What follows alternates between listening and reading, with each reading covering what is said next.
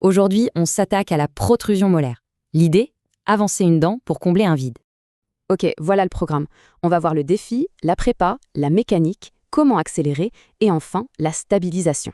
C'est la grande question. Comment faire ça proprement sans créer de nouveaux problèmes? Parce qu'avec une mauvaise mécanique, on a des bascules, des rotations, et le traitement s'allonge. C'est énorme comme perte de temps. C'est pour ça que la préparation est absolument cruciale. En fait, tout se joue bien en amont. Voyons ces décisions clés pour un mouvement bien contrôlé. Le choix des braquettes est primordial. La recommandation, c'est MBT. Et la raison, c'est le torque.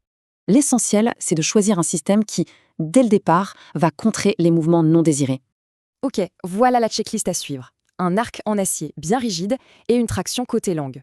Maintenant qu'on a la bonne base, comment on pilote la molaire? Le secret est dans le collage du tube. Avec ces deux ajustements, on obtient un super contrôle anti-bascule et anti-rotation. C'est très puissant.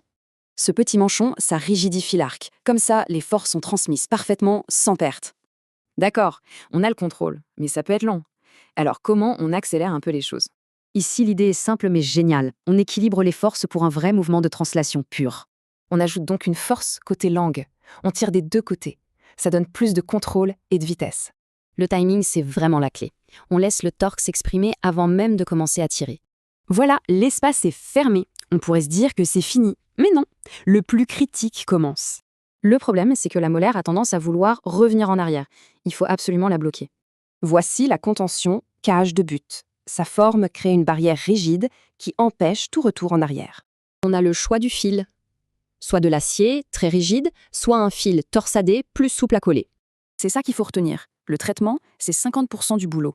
La contention, c'est l'autre moitié. Et ça ouvre une question intéressante. Où pourrait-on appliquer ces mêmes principes pour d'autres cas complexes?